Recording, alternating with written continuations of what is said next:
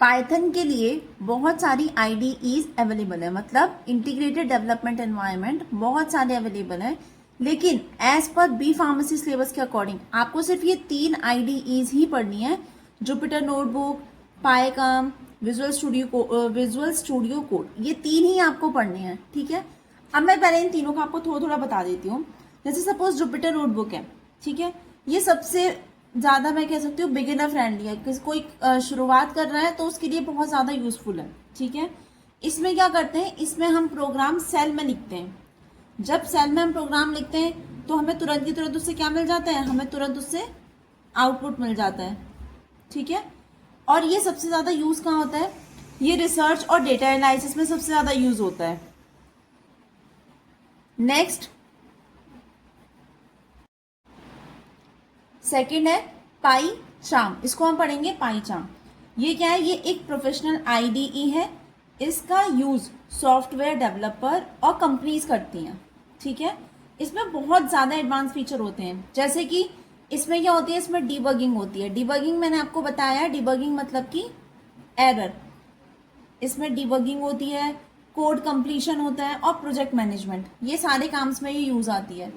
Next है हमारा Visual studio code, VS code, इसको VS कोड भी बोलते हैं। ये एक माइक्रोसॉफ्ट का बहुत पॉपुलर कोड एडिटर है। जैसे ये क्या है, ये एक लाइट वेट है और पाइथन के अलावा C++, जावा, HTML, जावास्क्रिप्ट और बहुत सी लैंग्वेज को सपोर्ट करता है। या तो आप बोल सकते हैं टाइप ऑफ आईडीईज बोल सकते हैं हम इसको, या फिर पॉपुलर पाइथन आईडीज। आपको एग्जाम में ये तीनों ही लिख के आनी है क्योंकि आपके सिलेबस में यही तीनों पॉपुलर आईडीज हैं। नेक्स्ट मैं आपको इन तीनों के बारे में बता देती हूँ फॉर एग्जाम पर्पज के हिसाब से आपको क्या और कितना लिख कर आना होता है, और मैं आपको ये अच्छे से एक्सप्लेन भी करती हूँ। अब सबसे पहले हम पढ़ते हैं Jupyter notebook, free and open source interactive development IDE. ये एक फ्री और ओपन सोर्स है। इन दो वर्ड्स का मतलब क्या है, फ्री मतलब कि ये फ्री में अवेलेबल होता है, इसके लिए हमें कुछ पे नहीं करना पड़ता। ओपन सोर्स मतलब कि इसके जो सोर्स कोड हैं वो सबके लिए अवेलेबल है। इसमें हम पाइथन प्रोग्राम लिखते हैं और आउटपुट जो है वो हमें इसमें तुरंत मिल जाता है, इसलिए हमने इसको बोला ये एक फ्री और open source interactive development environment है। Second, web based platform used mainly for Python programming. ये एक वेब बेस्ड प्लेटफॉर्म है। इस वेब बेस्ड प्लेटफॉर्म का मतलब क्या होता है, मतलब कि हमें इसको यूज करने के लिए, जुपिटर नोटबुक को यूज करने के लिए इंटरनेट की जरूरत नहीं है, हमेशा इंटरनेट की जरूरत नहीं है। एक बार क्या करेंगे, हम जुपिटर नोटबुक डाउनलोड कर लेंगे तो इंस्टॉल करने के बाद हम उसको ऑफलाइन भी यूज करते हैं, मतलब उसको ऑफलाइन यूज कर सकते हैं। वेब बेस्ड प्लेटफॉर्म का मतलब ये है कि हम इसको ऑफलाइन भी यूज कर सकते हैं अगर हम एक बार अपने सिस्टम में डाउनलोड कर लें। ठीक है, नेक्स्ट है program are written in a cell, जिसको बोला गया है cell based programming. Cell based programming क्या है, ये वाला जो पॉइंट है ना ये थोड़ा सा इंपॉर्टेंट है। यहाँ लिखा है सेल बेस्ड प्रोग्रामिंग, मतलब ये इसकी सबसे बड़ी खासियत है कि हम इस पूरे के पूरे प्रोग्राम को एक पेज पे नहीं लिखते हैं। मतलब मान लो इस पूरे पेज पे मैं ये प्रोग्राम लिख दूं, नहीं, इसको छोटे छोटे सेल्स के अंदर इस प्रोग्राम को लिखा जाता है। मतलब डिफरेंट डिफरेंट टाइप की ऐसे सेल्स बनी होती हैं और हर एक सेल में आपका प्रोग्राम लिखा जाता है। पहले आप फर्स्ट सेल में लिखते हो, फिर आप सेकंड सेल में प्रोग्राम लिखते हो, फिर थर्ड सेल में प्रोग्राम लिखते हो, फिर आपका आउटपुट मिलता है। इसी तरीके से ये सेल बाय सेल प्रोग्राम में काम करता है। जैसे मैं आपको एग्जांपल देती हूँ, इस टाइप की सेल्स आपके आगे आएंगी। ठीक है, सपोज आपने ए सेल में लिखा a is equals to 20, B cell में आपने लिखा b is equals to 10, C cell में आप लिखोगे प्रिंट a प्लस b। ठीक है, अब इससे क्या होगा, आपको डायरेक्टली आउटपुट मिल जाएगा जो कि होगा 30। ठीक, इस टाइप से आपको सेल्स में काम करना पड़ेगा। अगर आपसे सेल ए में गलती हुई है, सपोज मैंने आपको डिबगिंग सिखाया था, एरर बताया था कि ये लाइन बाय लाइन एग्जीक्यूट करता है, तो इसका बेनिफिट यही है कि अगर आपसे किसी एक सेल में कोई मिस्टेक होती है, आपसे सेल 1 में मिस्टेक हुई है, तो आप सेल 1 को करेक्ट कर सकते हो। और अगर इसकी खासियत, सबसे बड़ी खासियत ये है कि आपसे जिस सेल में गलती होती है आप उस सेल को करेक्ट कर सकते हो। Each cell can be executed independently, हर एक सेल इंडिपेंडेंटली एग्जीक्यूट होती है। नेक्स्ट पॉइंट है output is display immediately below the executed cell. आप जब ये कमांड देंगे ना, उसके जस्ट तुरंत बाद आपको आउटपुट मिल जाएगा, आपको आउटपुट के लिए वेट नहीं करना पड़ता। ठीक है। नेक्स्ट है why it is called Jupiter. इसको जुपिटर क्यों बोला गया? ऐसा कुछ नहीं है कि इसका नाम किसी साइंटिस्ट के नाम के ऊपर आया या कुछ नहीं। इसमें 3 प्रोग्रामिंग लैंग्वेज थी, जूलिया, पाइथन और आर। इन 3 प्रोग्रामिंग लैंग्वेजेस को कंबाइन कर कर ही इसका नाम जुपिटर रखा गया। आपको सिर्फ एग्जाम पर्पस के हिसाब से और डिटेल में समझना है, उस हिसाब से भी आपको सिर्फ इतना याद रखना है कि इसका नाम किसी साइंटिस्ट के नाम के ऊपर नहीं पड़ा था। इसका नाम जो है वो 3 प्रोग्रामिंग लैंग्वेज से डेराइव्ड हुआ है। पहली है जूलिया। जूलिया क्या है? एक हाई परफॉर्मेंस प्रोग्रामिंग लैंग्वेज है। इसका यूज साइंटिफिक कंप्यूटिंग और कॉम्प्लेक्स मैथमेटिकल कैलकुलेशन में होता है। ठीक है, हाई परफॉर्मेंस प्रोग्रामिंग है, मैथमेटिकल कैलकुलेशंस में इसका यूज होता है। दूसरी प्रोग्रामिंग लैंग्वेज है आपकी पाइथन। ये एक जनरल पर्पस प्रोग्रामिंग लैंग्वेज है। इसका यूज कहाँ होता है? जनरल पर्पस प्रोग्रामिंग लैंग्वेज, इसका यूज होता है web development, AI, machine language, data analysis, इन सब में इसका यूज होता है। लास्ट है आपकी आर। ये भी एक प्रोग्रामिंग लैंग्वेज है और इसका यूज स्टैटिस्टिकल कंप्यूटिंग में होता है, डाटा विजुअलाइजेशन में होता है, रिसर्च और मेडिकल के स्टूडेंट्स में बहुत ज़्यादा पॉपुलर है ये वाला। ठीक है, अब इसका एक इजी ट्रिक याद रखना। सबसे पहले था आपका जुपिटर, जुपिटर।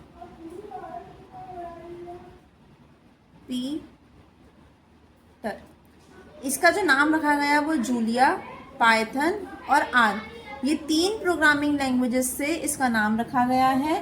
तब जाकर हमने इसको बोला है जुपिटर। ठीक है, ये ऐसे इसका नेम डराइव हुआ। ये आपके लिए ट्रिक है, आप इसको हमेशा याद रखना ताकि आपको याद रहे वो कौन सी 3 प्रोग्रामिंग लैंग्वेज है जिससे इसका नाम जुपिटर पड़ा।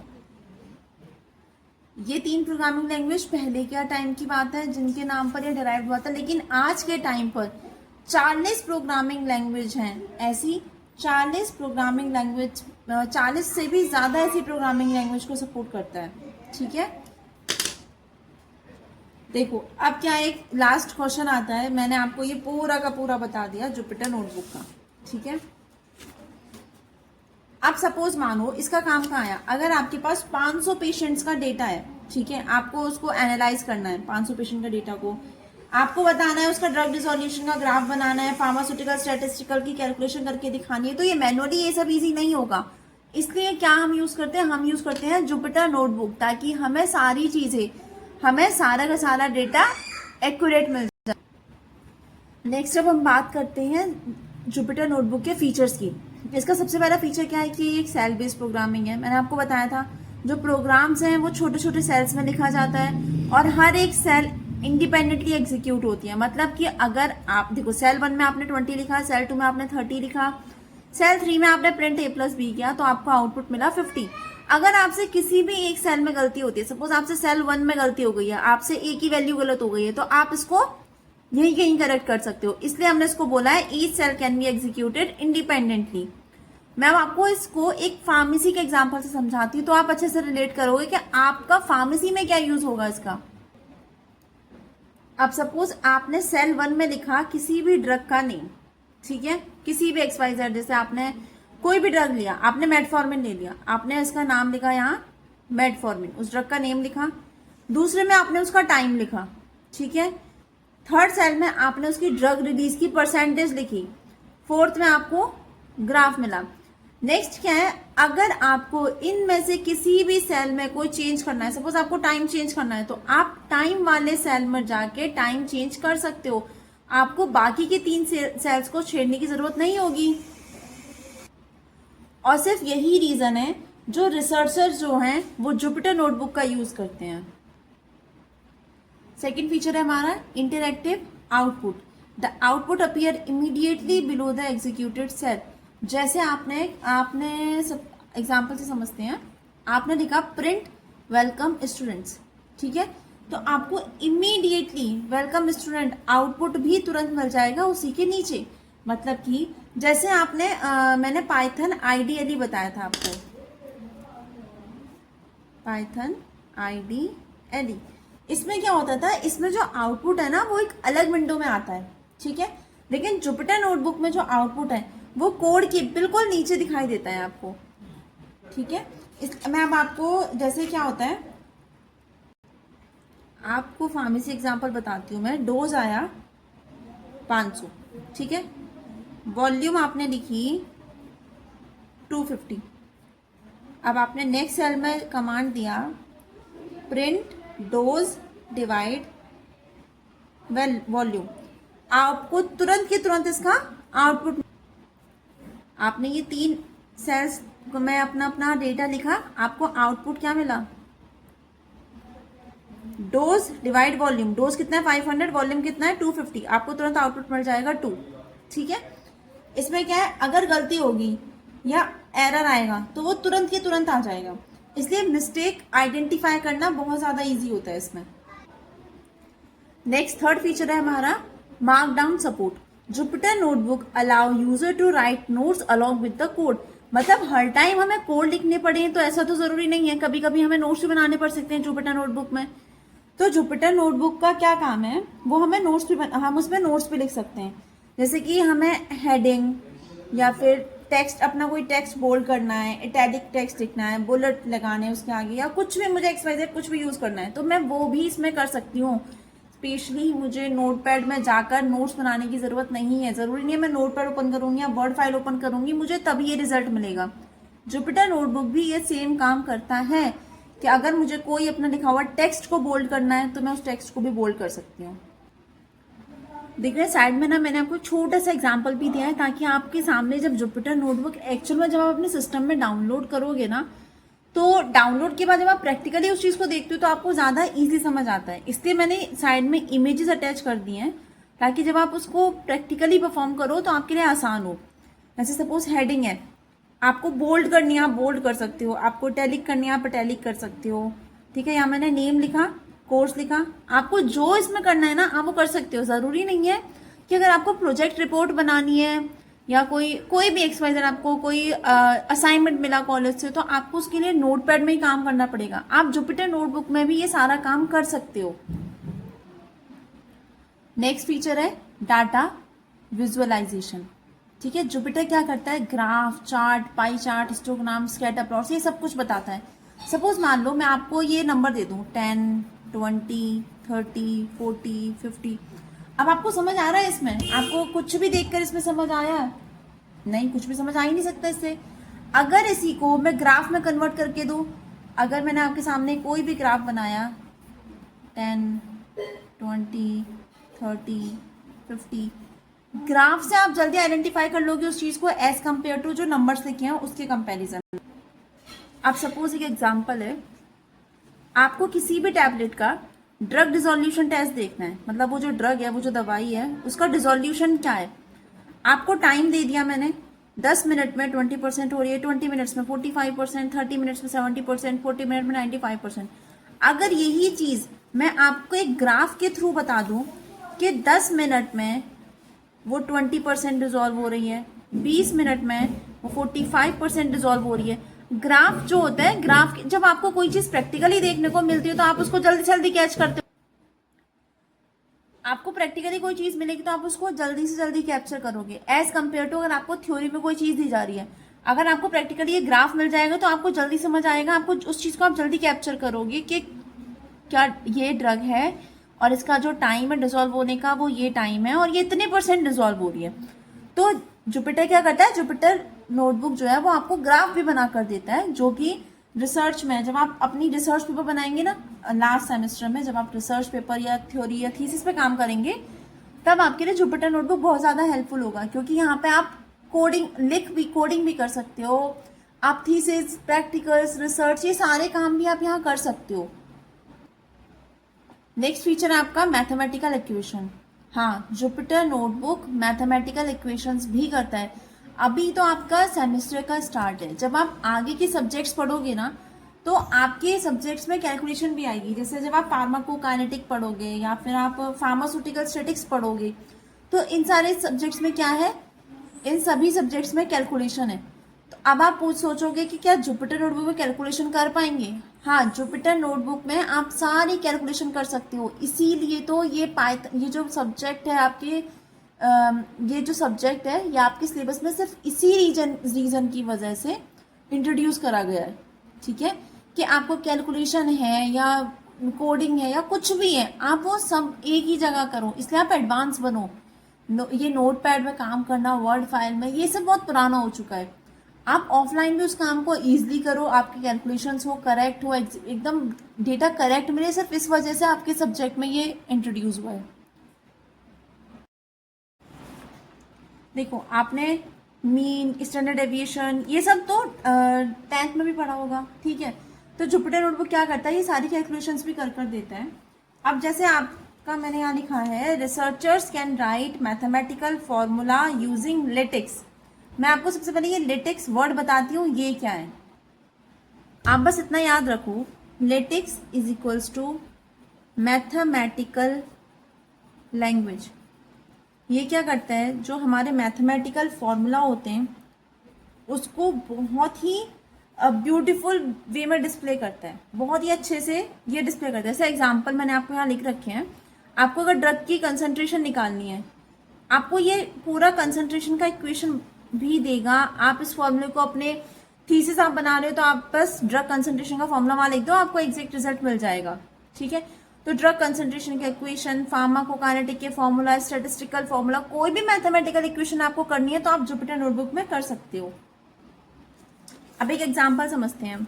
जैसे सपोज किसी पेशेंट को 500 mg की मेडिसिन दी है, ठीक है, और जो ड्रग है वो ब्लड में धीरे धीरे कम होती जा रही है, ठीक है, डिक्रीज हो रही है, कम होती जा रही है। उसका फॉर्मूला क्या यूज होता है? उसका फॉर्मूला होता है Ct is equals to C not e minus KT। ये जो Ct है यहाँ क्या है?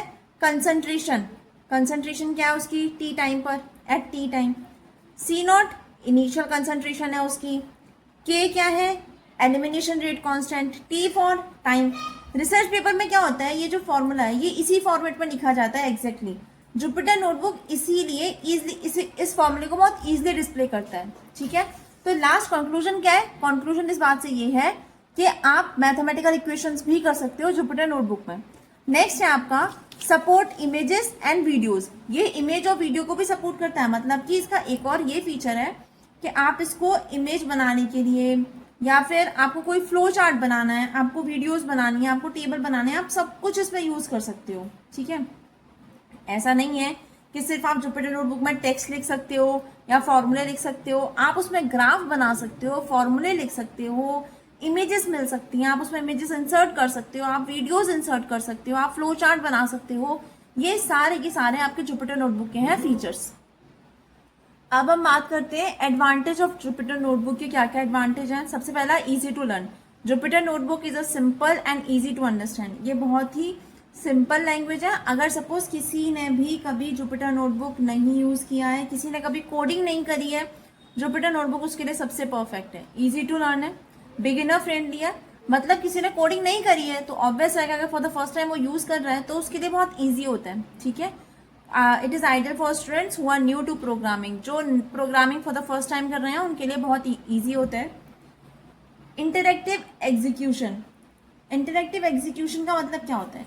अगर प्रोग्राम में 200 लाइन है और सिर्फ लाइन नंबर 10 चेक करनी है आपको, तो पूरा प्रोग्राम आपको चेक नहीं करना पड़ेगा, आपको उस 10वीं लाइन पर जाकर ही उस प्रोग्राम को आप चेक कर सकते हो। कोई एरर तो आप उसे सही कर सकते हो। इमीडिएट आउटपुट देता है। मैंने आपको पीछे एग्जांपल भी दिया था। आप अगर ए सेल में कुछ लिख रहे हो, बी में कुछ लिख रहे हो, तो आपको इमीडिएट आउटपुट मिलेगा और कहीं मिस्टेक होगी तो पता लग जाएगी। Excellent for data analysis. Data analysis के लिए सबसे ज़्यादा यूजफुल है। सपोज कोई क्लिनिकल ट्रायल है, उसमें 100 पेशेंट का बीपी रिकॉर्ड किया, अगर मैनुअली हम उसको एनालाइज करेंगे तो ये बहुत टाइम लगेगा इसमें, ठीक है। लेकिन पाइथन क्या करेगा, जुपिटर नोटबुक क्या करेगा, इस काम को बहुत इजीली कर देगा। Support graph and chart. इसमें हम ग्राफ्स भी हमें मिल सकते हैं, चार्ट्स भी मिल सकते हैं, ठीक है। Easily create and visualise different type of graph. Combines code with notes. आप वहाँ कोडिंग भी कर सकते हो, आप नोट्स भी बना सकते हो, आप रिपोर्ट भी बना सकते हो, आप कैलकुलेशन भी कर सकते हो, सब चीज़ें यहाँ पे अवेलेबल है। यूजफुल फॉर रिसर्च, मैंने आपको बताया रिसर्च के लिए बहुत ज़्यादा यूजफुल है। आपको कोई प्रोजेक्ट बनाना है, कोई एकेडमिक का काम करना है, उसमें भी हेल्पफुल है। फ्री है, ओपन सोर्स है, कोई फीस नहीं देनी पड़ती इसकी, सबके लिए अवेलेबल है। आप एक बार उसे इंस्टॉल करो, आप उसे चला सकते हो without even use of net. आपको नेट की भी जरूरत नहीं है, आपने एक बार वो इंस्टॉल कर लिया ना अपने सिस्टम में, तो आप उसको आगे भी यूज कर सकते हो। नेक्स्ट है थोड़ा इसकी हम एप्लीकेशंस देख लेते हैं। जुपिटर नोटबुक का एप्लीकेशन क्या है, वो भी फार्मेसी में, सबसे इंपॉर्टेंट है फार्मेसी में, क्योंकि जब ये सब्जेक्ट इंट्रोड्यूस किया है इस सेमेस्टर में, तो देख भी लेंगे क्या यूज है इसका। जैसे अभी आप फार्मास्यूटिक्स वाले सब्जेक्ट पर जाएंगे तो आप उसमें ड्रग डिसोल्यूशन के बारे में पढ़ेंगे। अब इस ड्रग डिसोल्यूशन का इस पाइथन से क्या काम है, जुपिटर नोटबुक में क्या काम है।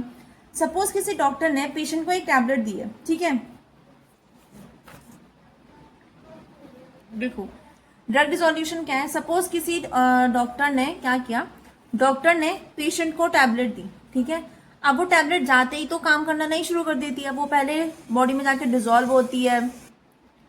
डिसॉल्व होने के बाद वो हमारे ब्लड में एब्जॉर्ब होती है, एब्जॉर्ब हुआ, उसके बाद उसने अपना इफेक्ट दिखाना शुरू किया, ठीक है। इस पूरे प्रोसेस को टैबलेट लेना, डिसॉल्व, फिर ब्लड में एब्जॉर्ब होना, इफेक्ट, इस पूरे प्रोसेस को बोलते हैं ड्रग डिसोल्यूशन स्टडी, ठीक है। पूरे प्रोसेस को क्या बोलते हैं, ड्रग डिसोल्यूशन स्टडी। अब जैसे वैसा एग्जांपल दूं मैं आपको रियल लाइफ का। सपोज आप चाय में शुगर डालते हो, शुगर तुरंत तो गायब नहीं होती है ना, थोड़ा टाइम लगता है। बिल्कुल सेम वैसे ही दवाई भी हमारी बॉडी में तुरंत के तुरंत डिसॉल्व नहीं होती है, उसको क्या लगता है, थोड़ा टाइम लगता है, ठीक है। अब मान लो कि एक टैबलेट का डिसोल्यूशन एपेरेटस में रखते हैं, अगर हम उसको डिसोल्यूशन देखते हैं, हम डिसोल्यूशन टेस्ट करते हैं। अब क्या है, 10, मैंने जैसे अभी आपको एक एग्जांपल दिया था, 10 मिनट में वो 20% डिसॉल्व हो रही है, 20 मिनट में 45%, 30 मिनट में 70%। इस तरीके से क्या होता है, मैनुअल एनालिसिस करना बहुत मुश्किल होता है। मैं एक एक करके इसको मैनुअली एनालाइज करूंगी तो मुश्किल है, लेकिन जुपिटर नोटबुक का यूज क्या होता है, ये ऑटोमेटिकली एनालाइज कर कर आपको ग्राफ बना के दे देता है। ग्राफ किसके बीच में बना के देता है, टाइम के बीच में वर्सेस ड्रग रिलीज के बीच में। ग्राफ देखकर साइंटिस्ट तुरंत ये समझ जाते हैं कि टैबलेट कितनी स्पीड से डिसॉल्व हो रही है। सपोज कोई कंपनी है, अगर वो कंपनी जो है, एक कंपनी 2 टैबलेट बना रही है, ठीक है। अब मुझे चेक करना है कि उसका डिसोल्यूशन रेट क्या है, तो मैं किससे कंपेयर करूंगी, मैं ग्राफ से कंपेयर कर लूंगी कि दोनों में से कौन सी टैबलेट बेस्ट है। 2 कंपनी सेम टैबलेट बना रही है, एक ए कंपनी है, एक बी कंपनी है, ये भी पैरासीटामोल बना रही है और ये कंपनी पैरासीटामोल बना रही है। मेरे पास क्या है, मेरे पास सिर्फ और सिर्फ एक ग्राफ है जो मैं इन दोनों को कंपेरिजन कर सकती हूँ कि किसका डिसोल्यूशन रेट क्या है, ठीक है। नेक्स्ट एप्लीकेशन है हमारी फार्माकोकाइनेटिक। सबसे पहले इस वर्ड को तोड़ते हैं, ठीक है।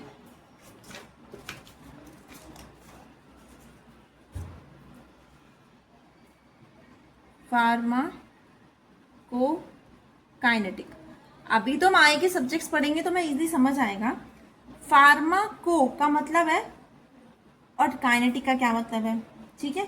सिंपल लैंग्वेज में फार्माको मतलब कि ड्रग, काइनेटिक मतलब मूवमेंट।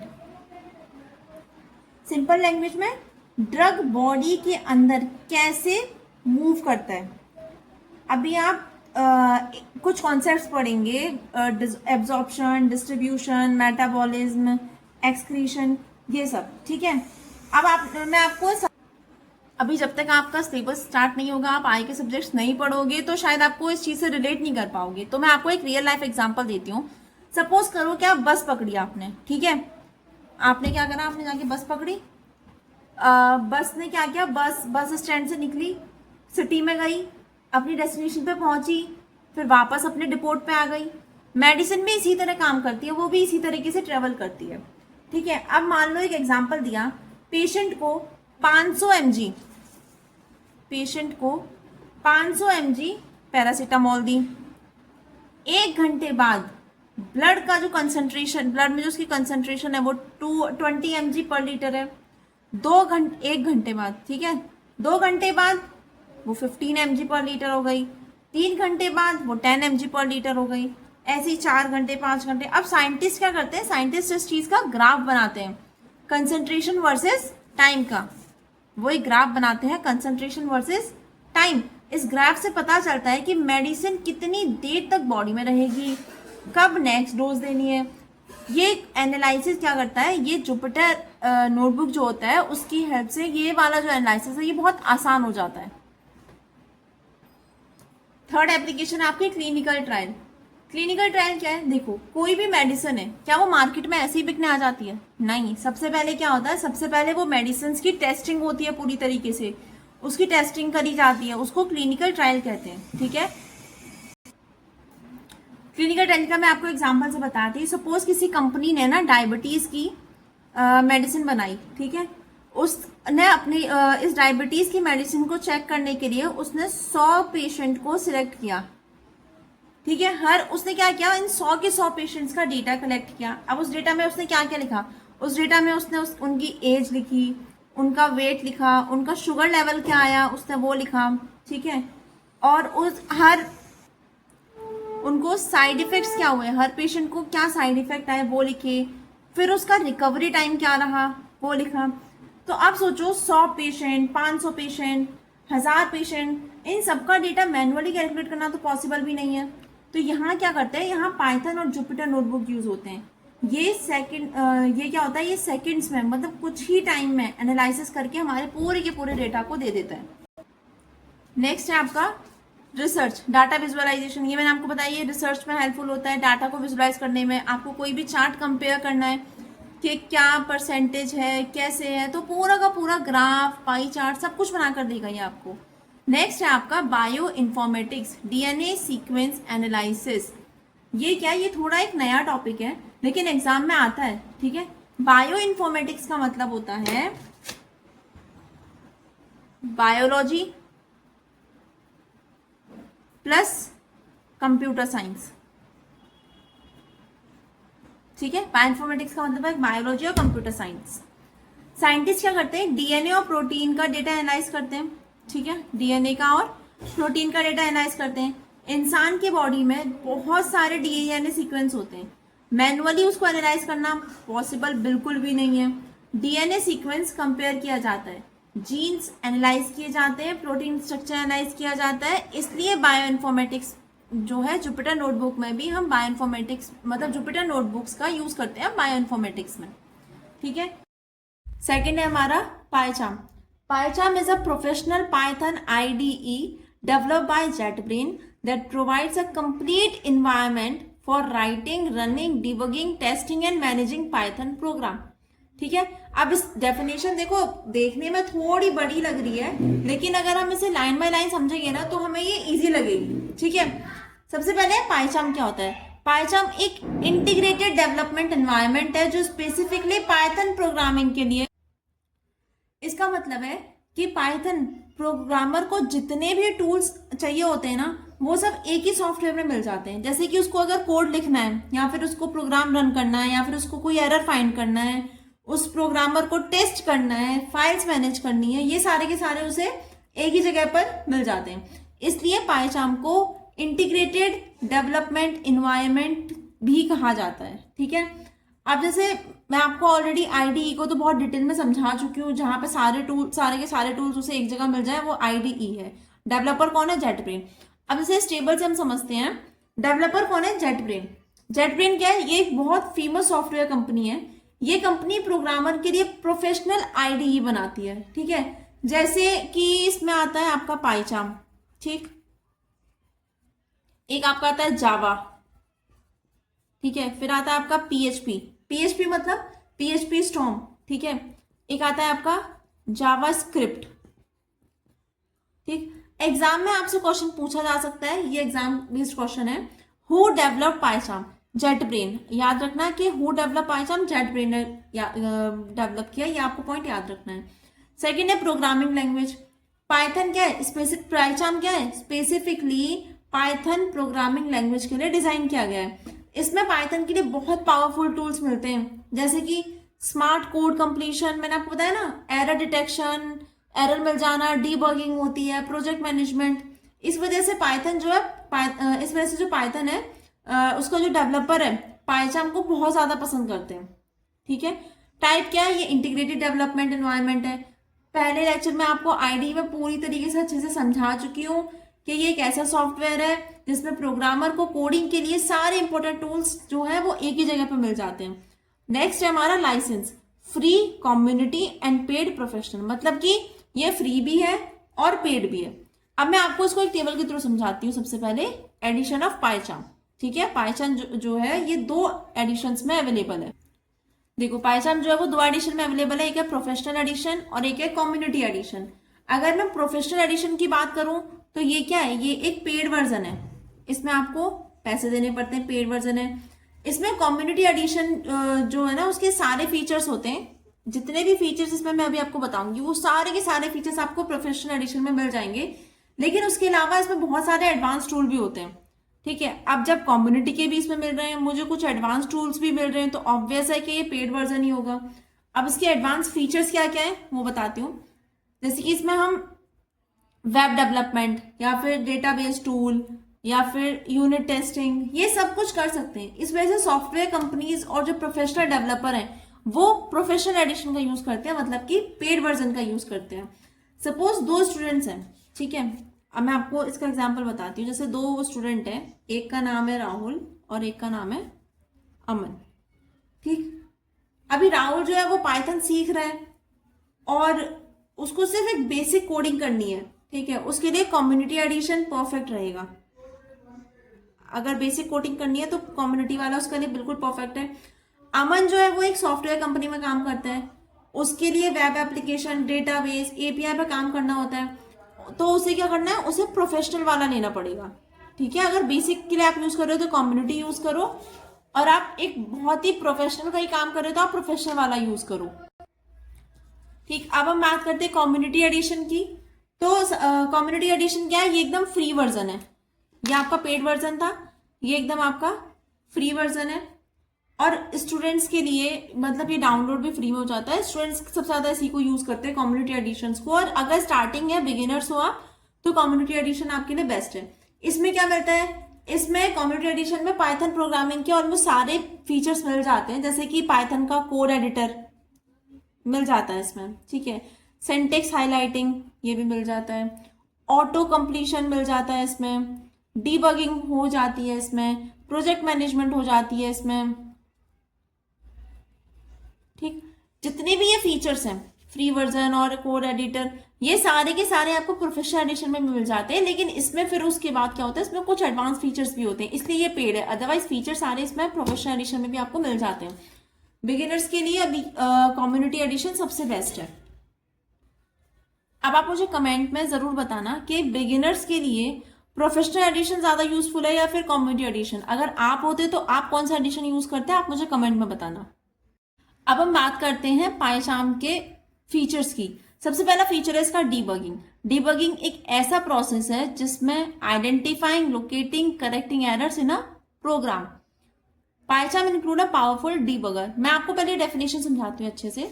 इसमें 3 वर्ड यूज हुए हैं। पहला है आइडेंटिफाइंग, दूसरा है लोकेटिंग और तीसरा है करेक्टिंग। आइडेंटिफाइंग का मतलब होता है पहचान, मतलब आपका जो एरर है वो किस एरर क्या है इस चीज की पहचान करना, ये चीज देखना कि एरर क्या है। ढूंढना, लोकेटिंग मतलब ढूंढना। आपका अगर 10 लाइन का प्रोग्राम है तो किस लाइन में आपका वो जो एरर आपने पहचाना है वो किस लाइन में आया है। और करेक्टिंग मतलब जो एरर आपको मिल गया है कि वो 10th लाइन में एरर है या 5th लाइन में एरर है और वो एग्जैक्टली क्या एरर है, फिर उस एरर को करेक्ट करना, ठीक। अब मैं आपको ये डेफिनेशन जो है ये इस तरीके से बनती है कि प्रोग्रामर की मिस्टेक को ढूंढना और उसको ठीक करना, उसको बोलते हैं डीबगिंग। अब इसमें एक वर्ड यूज हुआ है बग, BUG, बग। बग का मतलब क्या होता है, बग यहाँ पे कोई इंसेक्ट नहीं है, यहाँ बग का मतलब होता है एरर या फिर कोई मिस्टेक, ठीक है, कोई भी गलती। जैसे अगर आपने प्रोग्राम में गलत ऑपरेटर यूज कर दिया या गलत वेरिएबल लिख दिया तो उसे बग कहते हैं, ठीक है। आपको यह वर्ड यूज हुआ पावरफुल डीबगर। पाइचार्म के अंदर एक बहुत पावरफुल टूल होता है, ठीक है, उसको क्या बोलते हैं, उसको डीबगर बोलते हैं। डीबगर प्रोग्राम को क्या बताता है कि एरर जो है जो आपसे गलती हुई है वो किस लाइन में हुई है, ठीक है, और प्रोग्राम जो है वो किस स्टेप पर रुक गया है। अगर 10 लाइन का प्रोग्राम है और आपसे दूसरी लाइन में गलती हुई है तो किस लाइन में गलती हुई है बताएगा, किस स्टेप पे जाके वो रुक गया है, ठीक है, आपसे गलती क्या हुई है ये भी आपको बताएगा, वेरिएबल गलत लिखा है या कोई वैल्यू गलत है, फिर उस एरर को सही भी का एग्जैक्ट रीजन भी बताएगा कि क्या है। इसलिए प्रोग्रामर को पूरा कोड बार बार चेक करने की जरूरत नहीं पड़ती है। जैसे सपोज आपको एक एग्जांपल भी मैंने इसमें शो किया है, अगर आपने a इक्वल टू 20 लिखा, b इक्वल टू 0 लिखा, प्रिंट a डिवाइड b। अब आपको पता है, मैथ स्टूडेंट हो नहीं हो, आपने ये बेसिकली पढ़ा भी होगा कि अगर हम किसी नंबर को 0 से डिवाइड किया जा सकता है, पहले तो आप मुझे बताओ किसी नंबर को 0 से डिवाइड कर सकते हैं? बिल्कुल भी नहीं कर सकते, ना ही तो मैथ्स में कर सकते और ना ही पाइथन में कर सकते। जब हम ये प्रोग्राम रन करते हैं तो पाइथन एक एरर दिखाएगा, ठीक है, एरर क्या दिखाया? 0 डिवीजन एरर, 0 से डिवाइड कर रखा है वो एरर है, ठीक।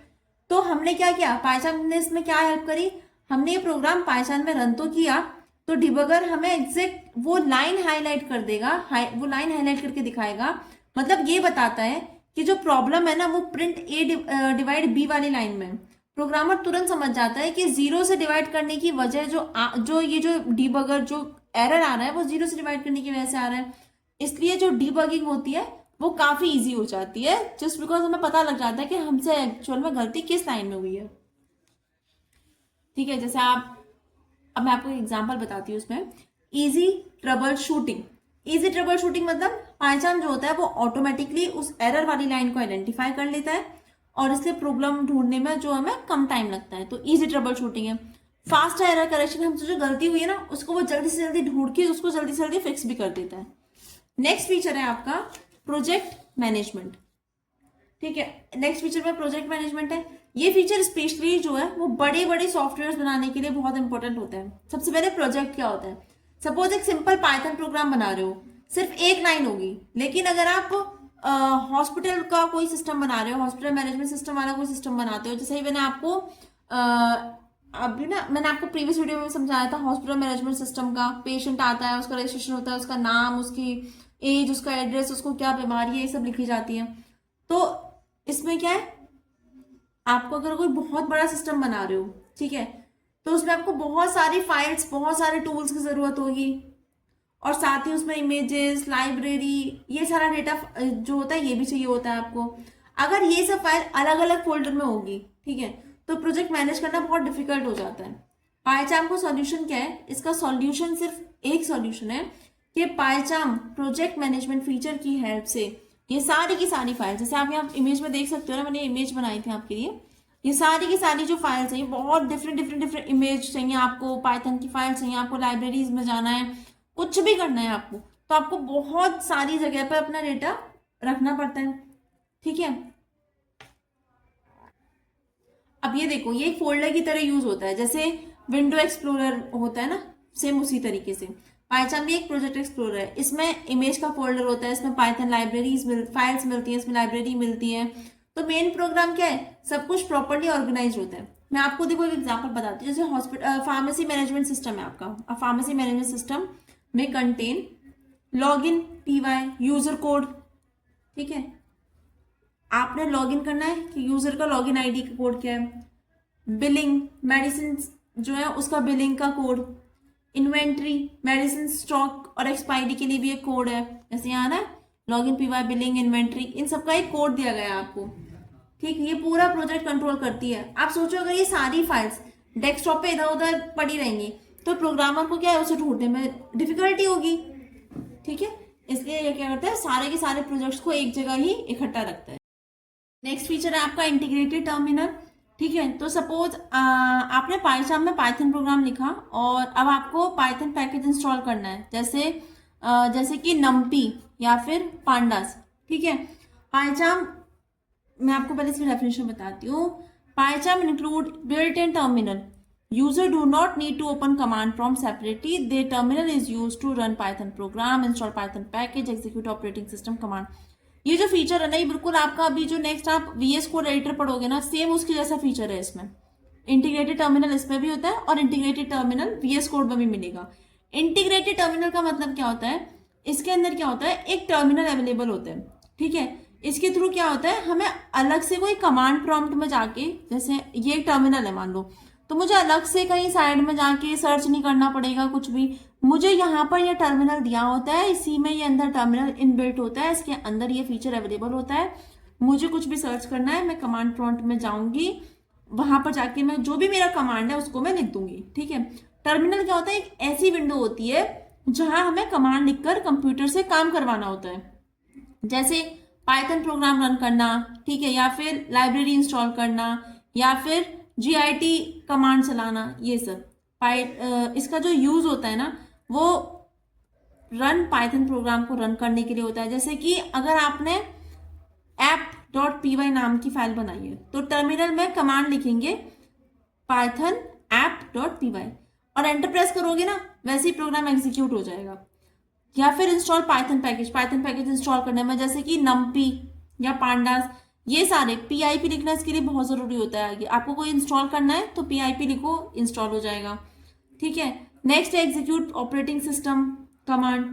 और टर्मिनल सिर्फ पाइथन के लिए नहीं होता, इसमें हम ऑपरेटिंग सिस्टम की कमांड्स भी चला सकते हैं। जैसे कि कोई हमें फोल्डर देखना है, फोल्डर देख सकते हैं, हमें फाइल चेक करनी है, हम फाइल चेक कर सकते हैं।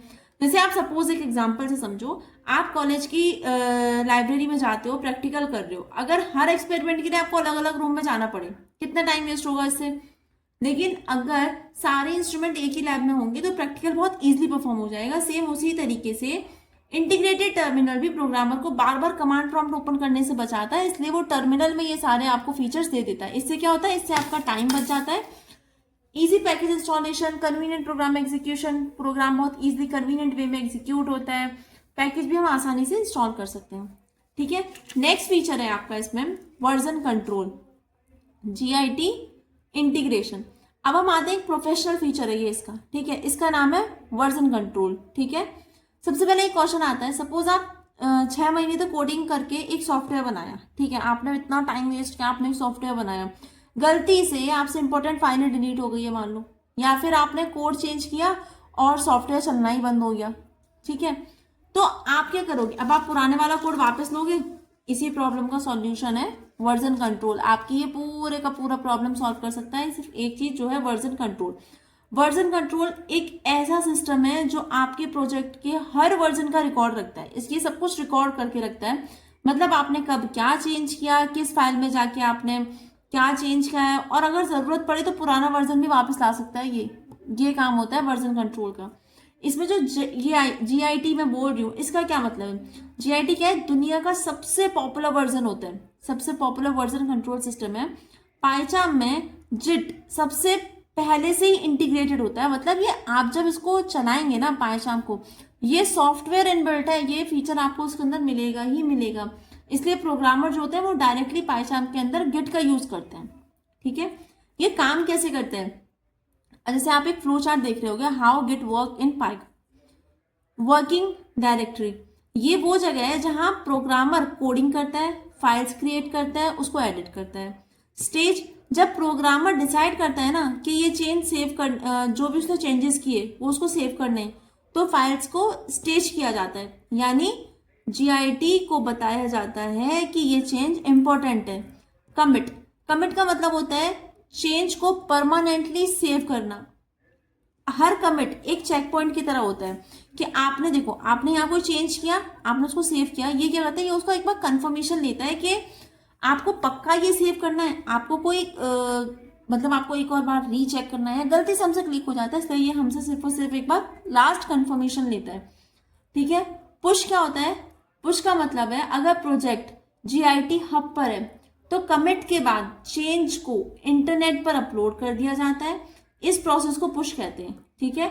अब टीम को दूसरे मेंबर्स भी एटलीस्ट, मतलब अगर कोई आपकी टीम है तो आपने जब ये अपलोड कर दिया तो जितने भी लोग हैं तो वो भी उसको देख सकते हैं। जैसे मैं आपको एग्जांपल बताऊं, आप एमएस वर्ड में असाइनमेंट बना रहे हो। ठीक है। आपके पास एक एमएस वर्ड की फाइल है और आपने क्या किया, आपने उस एमएस वर्ड में कोई भी अपना XYZ असाइनमेंट बनाया। ठीक है। कंप्यूटर बंद हो रहा है बार बार, डेटा सेव नहीं है, आपकी लाइट चली जा रही है, कुछ भी हो रहा है, आपका कंप्यूटर बार बार बंद हो रहा है। पर इस केस में ना जीआईटी बहुत हेल्पफुल है। आपने जहां काम किया होगा ना, वो उसी, अगर आपका लैपटॉप भी बीच में बंद हो गया है तो ये आपका जो आपने कोड लिखा या आपने कुछ भी काम किया वो ऑटोमेटिकली उसमें सेव ही रहेगा। ठीक है। तो अभी मैंने आपको ये सब बताया, अब हम बात करते हैं इसके बेनिफिट्स की। Safe code management. हर वर्जन जो है इसका वो बहुत ज्यादा सेफ है। टीम कोलैबोरेशन मतलब कई प्रोग्राम एक ही प्रोजेक्ट्स पर साथ काम कर सकते हैं। प्रिवेंट एक्सीडेंटल डेटा लॉस, अगर फाइल डिलीट या फिर कोड खराब हो जाता है तो पुराने वर्जन भी हम इससे रिकवर कर सकते हैं। ठीक है, अब ये होता है आपका पाइचार्म का एंड। तो अभी हमने पढ़ा जुपिटर नोटबुक, पाइचार्म, और नेक्स्ट है हमारा Visual studio Code, VS Code. ठीक है, तो अब हम इसके बारे में स्टडी करते हैं वीएस कोड का। जैसे कि यहाँ पे दिखा हुआ है, VS Studio Code is a free lightweight source code editor developed by Microsoft that become a powerful IDE by installing extension such as Python extension। सबसे पहले मैं आपको ये डेफिनेशन एक्सप्लेन करती हूँ कि इसमें एक्चुअल में मीनिंग क्या है। Visual studio code, most of the students क्या सोचते हैं कि जो वीएस कोड है वो क्या है, वो एक पाइथन है। नहीं, ये एक पाइथन नहीं है। मैं सबसे पहले यही क्लियर करूंगी कि वीएस कोड जो है वो एक पाइथन नहीं है। पाइथन क्या है? पाइथन एक प्रोग्रामिंग लैंग्वेज है, मैंने आपको बताया था। पाइथन एक प्रोग्रामिंग लैंग्वेज है। और वीएस कोड क्या है? एक सॉफ्टवेयर है जिसमें हम पाइथन के कोड को लिखते हैं। पाइथन एक प्रोग्रामिंग लैंग्वेज है और वीएस कोड क्या है? ये एक सॉफ्टवेयर है, पाइथन का एक सॉफ्टवेयर है जिसमें कि हम प्रोग्रामिंग लैंग्वेज को या जो कोड होता है हमारा, हम उसको लिखते हैं। एक सिंपल से एग्जांपल से समझते हैं। जैसे कि आप हिंदी में क्या लिख रहे हो? आप हिंदी में एस से लिख रहे हो, ठीक है? तो जो हिंदी लैंग्वेज है, जो हिंदी आप लिख रहे हो, उसे मैं क्या बोलूंगी? उसे हम बोलते हैं प्रोग्रामिंग लैंग्वेज, ठीक है? और जिस नोटबुक में, सपोज ये नोटबुक है, इस नोटबुक के अंदर, ये नोटबुक है, इस नोटबुक के अंदर मैं क्या लिख रही हूँ? ऐसे। तो ये जो ऐसे मैं हिंदी में लिख रही हूँ, ये क्या हो गया? ये हो गया प्रोग्रामिंग लैंग्वेज। और जिस नोटबुक में मैं लिख रही हूँ वो क्या हो गया? वो हुआ वीएस कोड, ठीक है? नोटबुक लैंग्वेज नहीं होती है, वो सिर्फ लिखने की जगह होती है। सेम वैसे ही पाइथन लैंग्वेज है और वीएस कोड क्या है? वीएस कोड एक कोडिंग की जगह है जहां पर आप अपना कोड लिखते हो। यहाँ लिखा हुआ है VS Code is a free मतलब इसको आपको डाउनलोड करने के लिए कोई भी आपको रिचार्ज नहीं चाहिए होता, आपको कोई पेमेंट नहीं पे करनी होती है, ये एकदम फ्री है, ठीक है? लाइट वेट, ये जो वर्ड है ये मैं आपको अभी फीचर्स में ना बहुत डिटेल में एक्सप्लेन करूंगी। अभी के लिए आप लाइट वेट का मतलब ये है कि हमें जो मेमोरी है, जो स्पेस रैम है हमारी, वो इसमें कम रिक्वायर्ड होती है, इसलिए हम इसको लाइट वेट बोलते हैं। इसके अगर मैंने इसको डाउनलोड किया तो इसका मतलब ये नहीं है मुझे बहुत ज़्यादा स्पेस चाहिए, बहुत ज़्यादा रैम चाहिए अपने सिस्टम। तो ये क्या है? ये बहुत लाइट वेट है, इसके लिए बहुत कम स्पेस का रिक्वायरमेंट होता है। नेक्स्ट है हमारा source code editor. Source code editor क्या होता है इसको मैं आपको बताती हूँ। एक चीज आप याद रखना, वीएस कोड को सोर्स कोड एडिटर भी बोलते हैं। एग्जाम में अगर आपसे पूछा जाता है वीएस कोड एडिटर को क्या बोलते हैं, तो उसको सोर्स कोड एडिटर भी बोलते हैं। अब मैं आपको बताती हूँ सोर्स कोड एडिटर क्या होता है। जब भी हम कोई इंस्ट्रक्शन लिखते हैं, हम कोई इंस्ट्रक्शन लिख रहे हैं, सपोज मैंने कुछ भी लिखा, मैंने लिखा फैन ऑन होना है, या मैंने लिखा इंस्ट्रक्शन के 10+20, ये मैंने इंस्ट्रक्शन दी है। इसको मैंने अपने सिस्टम को इंस्ट्रक्शन दी है कि आपको 10 में 20 ऐड करना है। तो जो इंस्ट्रक्शन मैंने इसको दी है, इसको क्या बोलते हैं? इसको बोलते हैं सोर्स कोड। ये जो इंस्ट्रक्शन मैंने दिए इसको बोलते हैं सोर्स कोड। जहां मैंने ये इंस्ट्रक्शन दिए, जिस सॉफ्टवेयर में मैंने इंस्ट्रक्शन दिए, सपोज कोई एक्सेल शीट है, मैंने जिस एक्सेल शीट में ये इंस्ट्रक्शन दिए, उसी तरीके से ये एक वीएस कोड है, सॉफ्टवेयर है। वीएस कोड सॉफ्टवेयर में मैंने इंस्ट्रक्शन दिए तो उसको बोलते हैं source code editor. Source code editor. इसलिए विजुअल स्टूडियो कोड को भी सोर्स कोड एडिटर बोला जाता है। समझ आया? जहां हम इंस्ट्रक्शन दे रहे हैं, हमने उसको इंस्ट्रक्शन दिया 10+20, तो ये क्या है? ये एक सोर्स कोड है। और जिस सॉफ्टवेयर में मैंने ये इंस्ट्रक्शन दिया कि आपको 10+20 करना है, उस सॉफ्टवेयर को क्या बोलते हैं?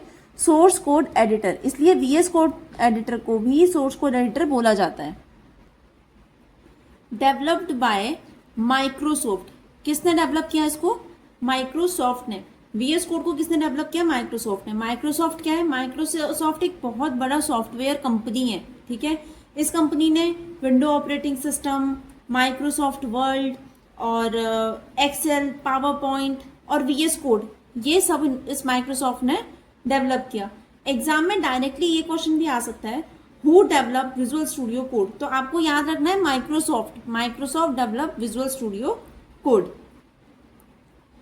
ये डेफिनेशन का मीनिंग मैंने आपको बताया कि ये फ्री है, लाइट वेट है, सोर्स कोड एडिटर क्या होता है, develop by Microsoft, that become a powerful IDE, जो कि बाद में एक पावरफुल इंटीग्रेटेड डेवलपमेंट एनवायरनमेंट बन गया बाय इंस्टॉलिंग एक्सटेंशन को इंस्टॉल कर। अब एक्सटेंशन क्या हुआ, पाइथन एक्सटेंशन। बताया पाइथन के ये 3 आईडीई, पॉपुलर पाइथन जो है, पॉपुलर आईडीई जो है पाइथन क्या, वो विजुअल स्टूडियो कोड, पाइचार्म, और हमने जो सबसे पहले पढ़ा है जुपिटर नोटबुक। ये 3 इसके पॉपुलर पाइथन आईडीई बोल सकते हैं या फिर टाइप ऑफ आईडीई बोलते हैं। ये जो है ये सिर्फ एक सॉफ्टवेयर है, ये कुछ माइक्रोसॉफ्ट विजुअल स्टूडियो कोड को माइक्रोसॉफ्ट ने डेवलप किया। अब मैं आपको इजी एक टेबल बताती हूँ जिस टेबल के थ्रू आपको ये पूरा डेफिनेशन इजीली याद रहेगा। सबसे पहला है डेवलपर। डेवलपर कौन है, माइक्रोसॉफ्ट। अभी बताया था किसने डेवलप किया, माइक्रोसॉफ्ट ने। नेक्स्ट है आपका टाइप। किस टाइप का है ये, source code editor, can function as an IDE. ये एक सोर्स कोड एडिटर टाइप का है, ये भी आपको इजीली समझ आ जाएगा।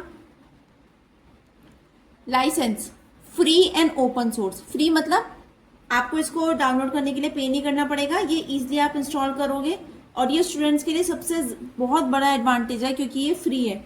ओपन सोर्स का मतलब है ये सॉफ्टवेयर जो है वो पब्लिकली अवेलेबल है। इसको क्या है, डेवलपर जो है वो इसको बाहर सॉफ्टवेयर को इम्प्रूव कर सकते हैं, न्यू फीचर ऐड कर सकते हैं। इस वजह से जो वीएस कोड है ना वो और टाइम टू टाइम क्या हो रहा है, वो बहुत ज्यादा बेटर होता जा रहा है। अब आता है एक सबसे interesting point, programming language support. देखो वीएस कोड ना सिर्फ पाइथन के लिए नहीं बना, ठीक है, ये बहुत सारे प्रोग्रामिंग लैंग्वेजेस को सपोर्ट करने के लिए बना है। जैसे कि पाइथन है हमारा, ठीक है, सी है, C++ है, जावा है, स्क्रिप्ट है, HTML, CSS, PHP और भी बहुत सारी लैंग्वेजेस के लिए बना है। मतलब अगर आज आप पाइथन सीख रहे हो ना और कल को आप जावा सीखते हो, ठीक है, तो सॉफ्टवेयर चेंज करने की जरूरत नहीं है, VS कोड यूज कर सकते हैं। इसी वजह से प्रोग्राम से बहुत पसंद करते हैं। अब हम पढ़ते हैं VS कोड के फीचर्स। सबसे पहला फीचर है इसका लाइट वेट। ये सेम वर्ड आपकी डेफिनेशन में भी आया था, आपने देखा हो तो, फ्री है और लाइट वेट है। ये मैंने तब आपको बोला था, मैं आपको अभी फीचर में एक्सप्लेन करूंगी। ये जो है ना ये बहुत इंपॉर्टेंट है। इवन ये जो क्वेश्चन है ये आपके इंटरव्यू में भी पूछा जा सकता है। तो पहले हम समझते हैं इसका meaning. VS code is a light weight software, meaning it require less RAM storage and processing power than many other IDEs such as PyCharm. आप इसे इतना भी लिख सकते हो कि VS कोड एक लाइट वेट सॉफ्टवेयर है जिसको कम रैम, कम स्टोरेज और कम प्रोसेसिंग पावर की रिक्वायरमेंट होती है।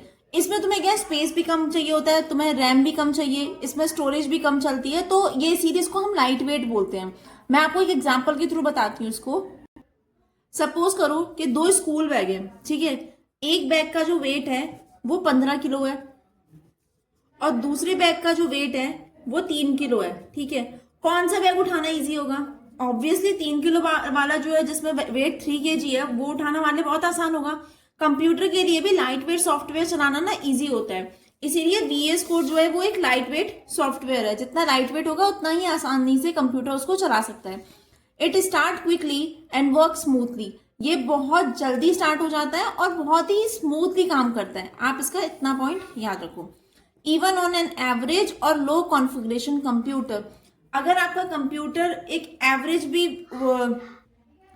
देखो यहाँ है लो कॉन्फ़िगरेशन कंप्यूटर, बहुत से बच्चे इस वर्ड में कंफ्यूज हो रहे होंगे। इसका मतलब सिर्फ इतना है कि सपोज किसी के पास एक्सपेंसिव लैपटॉप है और किसी के पास एक 4 GB वाला जिसकी 4 GB रैम है वो वाला लैपटॉप है, ठीक है। एक के पास 4 GB वाला और एक के पास 8 GB वाला, 8 GB रैम है जिसकी, वो वाला लैपटॉप है। अब क्या है, VS कोड जो है जिसके पास 4 GB वाला रैम भी है ना, VS कोड इस वाले सिस्टम पर भी बहुत स्मूथली चल जाता है। इसी वजह से जो कॉलेज और यूनिवर्सिटी के बच्चे हैं वो ज़्यादातर VS कोड को प्रेफर करते हैं यूज़ करने के लिए, क्योंकि उनका इतना एक्सपेंसिव लैपटॉप जिसके पास नहीं है वो कम रैम की मेमोरी में भी उस काम को कर सकता है। और इसीलिए इसके सारे एडवांटेजेस हैं कि लेस मेमोरी यूज़ होती है, जल्दी से स्टार्टअप हो जाता है, स्मूथली रन करता है और बच्चों के लिए, स्टूडेंट्स के लिए बहुत ज़्यादा सुटेबल है। सेकेंड फीचर है fast performance. VS code is optimise for a speed, ठीक है। It launch within a few second and execute program efficiently. सबसे पहले ना इस सेंटेंस को समझते हैं। ऑप्टिमाइज फॉर स्पीड का मतलब होता है कि सॉफ्टवेयर को इस तरह से डिजाइन किया गया है कि वो जल्दी ओपन हो, ठीक है, और स्मूथली काम करे और बिना किसी अननेसेसरी डिले के, मतलब बिना किसी लेट लतीफ के वो जल्दी से जल्दी रिस्पॉन्स दे। इसका मतलब ऑप्टिमाइज फॉर स्पीड का मतलब ये है। अगर किसी सॉफ्टवेयर को ओपन होने में 2-3 मिनट लग जाएं तो आप उससे क्या होता है, आप उससे इरिटेट हो जाते हो, लेकिन VS कोड जो है वो कुछ ही सेकंड्स में ओपन हो जाता है। इस वजह से प्रोग्रामर का काफी टाइम इसमें सेव हो जाता है। नेक्स्ट है आपका फ्यूज एग्जीक्यूट प्रोग्राम एफिशिएंटली। देखो अगर मैंने आपको बताया सॉफ्टवेयर जल्दी ओपन तो हो जाता है, ऑप्टिमाइज फॉर स्पीड मतलब कि जल्दी ओपन तो हो रहा है, लेकिन क्या सिर्फ किसी भी सॉफ्टवेयर का जल्दी ओपन होना इनफ है? नहीं। क्या होता है, सपोज आपने पाइथन को कोई भी प्रोग्राम लिखा, मैंने आपको बताया ना हेलो वर्ल्ड, अगर आपने सपोज उसको प्रोग्राम लिख के दिया हेलो वर्ल्ड, ठीक। अब जैसे ही मैं इसको रन करती हूँ, जैसे ही मैंने रन बटन पे क्लिक किया, रन करने के बाद VS कोड क्या करता है, VS कोड इमीडिएटली तुम्हें आउटपुट दे देगा, ठीक, या तुम्हें इमीडिएटली आउटपुट शो करेगा। यानी कि कोडिंग और टेस्टिंग दोनों फास्ट है इसमें।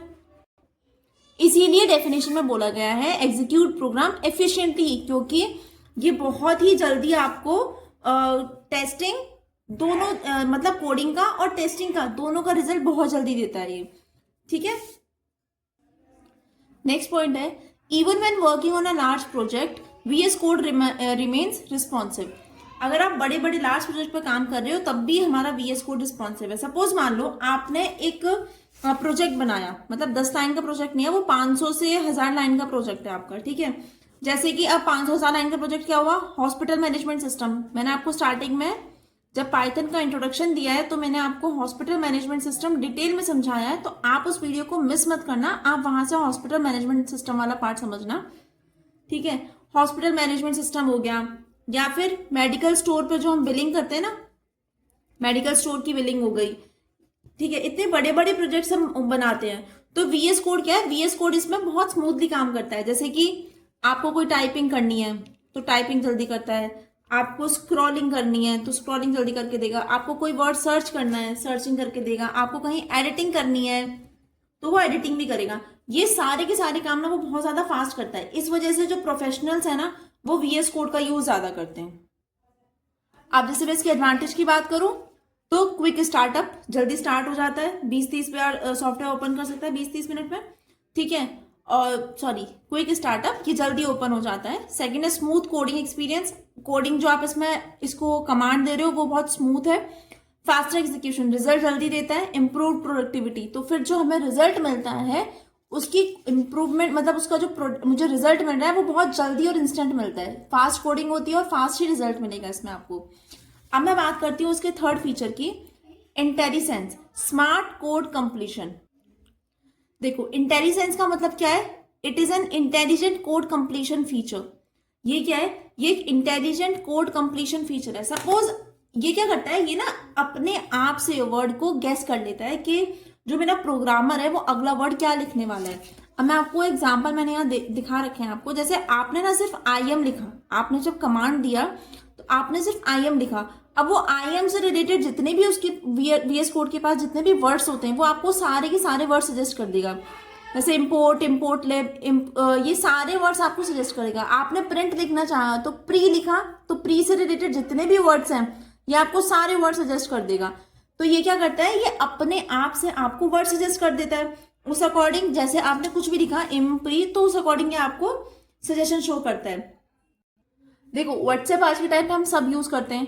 आप व्हाट्सएप पे भी कोई वर्ड लिखते होगे ना, जैसे आपका वो ऑटो जो वर्ड शो होते हैं उसमें आ ही जाता है। सपोज आपने हैप लिखा, अब उस हैप से रिलेटेड जितने भी आपके वर्ड्स होंगे फोन में ऑटोमेटिकली सजेस्ट कर देता है, हैप्पी, हैप्पीनेस, हैपन। ये सारे फीचर्स क्या करते हैं, हम यूज करते हैं। बिल्कुल वैसे ही जो है VS कोड भी क्या करता है, सारे के सारे वर्ड्स अपने आप सजेस्ट कर देता है, चाहे तो वो वेरिएबल्स हो, चाहे फंक्शंस हो, मॉड्यूल हो, पाइथन के कीवर्ड्स हो, कुछ भी हो। आपको हर चीज पूरी तरह टाइप नहीं करनी होती है, ये हर किसी के लिए सजेशन देता है। जब सारे वर्ड्स वो खुद सजेस्ट कर देता है मेरे कुछ टाइप करने का, तो इसके एडवांटेज क्या हुए कि मेरी टाइपिंग बच जाती है, टाइपिंग का जो टाइम है वो बच जाता है। मे बी मेरी जो मैंने प्रिंट का स्पेलिंग लिखा मे बी वो गलत हो, या फिर प्रिंट की नहीं, अगर मैंने प्री लिखा और प्री के बाद इसने मुझे प्रोसेस, लुकअप, एरर ये वर्ड सजेस्ट कर दिया, तो इससे क्या होता है, इससे आपके स्पेलिंग की मिस्टेक जो होती है, आपसे मिस्टेक होने के चांसेस कम हो जाते हैं, और आपकी स्पीड जो है कोडिंग की वो जल्दी हो जाती है, क्योंकि आपने सिर्फ प्री लिखा। अगर आप प्रोसेस, लुकअप, एरर ये पूरा लिखोगे तो इसमें टाइम लगेगा, तो आपका क्या हुआ, कोडिंग की स्पीड बढ़ गई। आपके प्री लिखते ही इतने सारे वर्ड सजेस्ट हुए, उसमें से आपने ये वर्ड चूज कर लिया। नेक्स्ट फीचर है इसका इंटीग्रेटेड टर्मिनल। सबसे पहले ना मैं आपको इंटीग्रेटेड टर्मिनल में जो टर्मिनल वर्ड है ना इसका मतलब बताती हूँ। इंटीग्रेटेड आपको पता है क्योंकि आपने इंटीग्रेटेड डेवलपमेंट एनवायरनमेंट पढ़ा था, तो वहां से आपको इंटीग्रेटेड का मतलब पता है। अब मैं आपको टर्मिनल के वर्ड का मतलब बताती हूँ। टर्मिनल क्या होता है, टर्मिनल एक ऐसी विंडो होती है जहां हमें कमांड ना टाइप करके कंप्यूटर को इंस्ट्रक्शन देते हैं। ठीक है, आपकी कोई, जैसे आप जब ये ओपन करोगे ना तो यहाँ पे आपको ना कमांड ये टाइप करना ही पड़ेगा। जब आप कमांड टाइप करोगे ना तो उसके बाद आपको आसानी से इंस्ट्रक्शन दे सकते हो। कीबोर्ड ये क्या होता है, ये कीबोर्ड के थ्रू कंप्यूटर से डायरेक्ट कम्युनिकेशन करके, मतलब डायरेक्ट कम्युनिकेशन का एक तरीका होता है।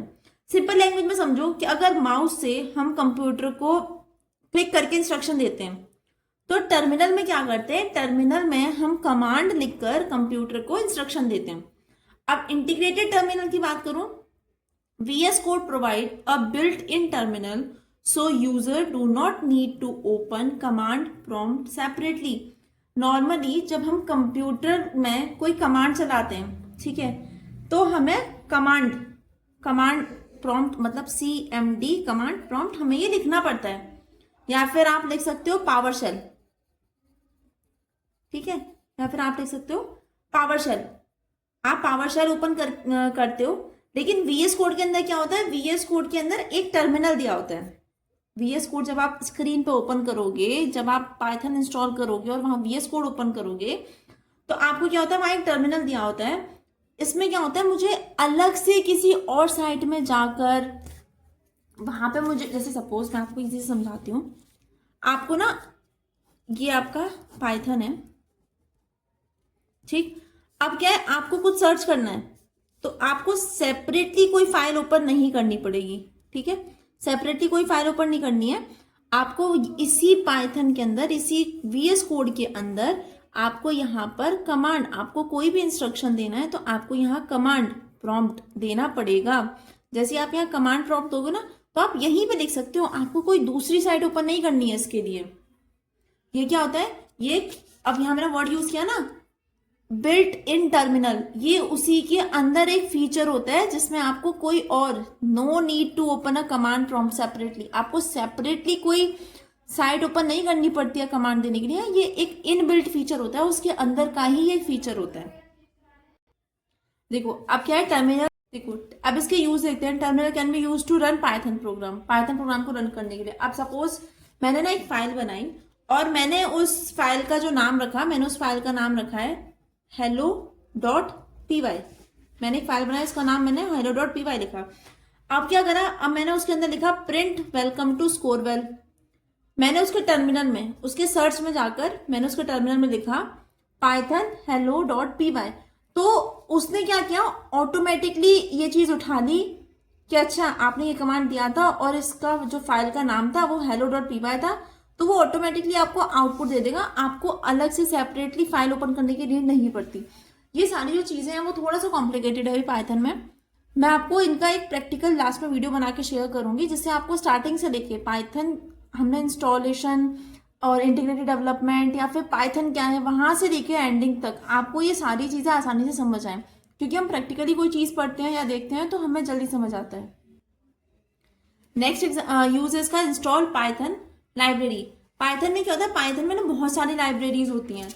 अब जैसे कि अगर मैं लाइब्रेरीज की बात करूं तो आपकी होती है नम पी लाइब्रेरी, ठीक है, pandas, size P, open CV, ये क्या होती है, ये लाइब्रेरीज। इन लाइब्रेरीज को इंस्टॉल करने के लिए टर्मिनल यूज होता है। अब जैसे मैं आपको एग्जांपल के थ्रू समझाऊं, सपोज मुझे नमपी लाइब्रेरी इंस्टॉल करनी है, ठीक है, सपोज मुझे नमपी लाइब्रेरी इंस्टॉल करना है, तो मैं टर्मिनल में ओपन करूंगी, कमांड लिखूंगी, कमांड में क्या लिख दूंगी, pip इंस्टॉल नमपी, और एंटर प्रेस करते ही मेरे पास नमपी नंबर, मतलब इसमें नंबर शो होंगे, ये आपके पास ऑटोमेटिकली इंस्टॉल हो जाएगा। इससे क्या हुआ, इससे आपका टाइम बचा, इससे आपका टाइम सेव हुआ, और इजी पैकेज इंस्टॉलेशन, और बहुत ही आसानी से इंस्टॉल हो जाता है। नेक्स्ट फीचर है आपका एक्सटेंशन सपोर्ट।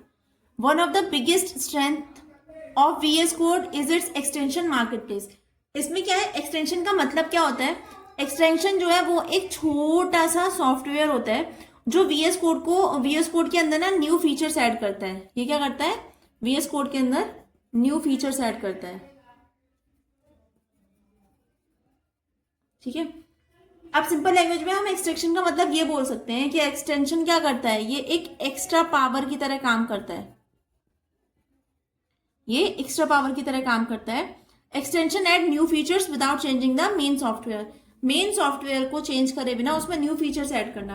अब देखो, आप सब मोबाइल यूज करते हो, जब नया फोन आप खरीदते हो तो उसमें सिर्फ बेसिक से कुछ एप्स आते हैं, जैसे कि आपका उसमें यूट्यूब ऑलरेडी आता है, ठीक है, बेसिक जो ऐप है, फोल्डर्स।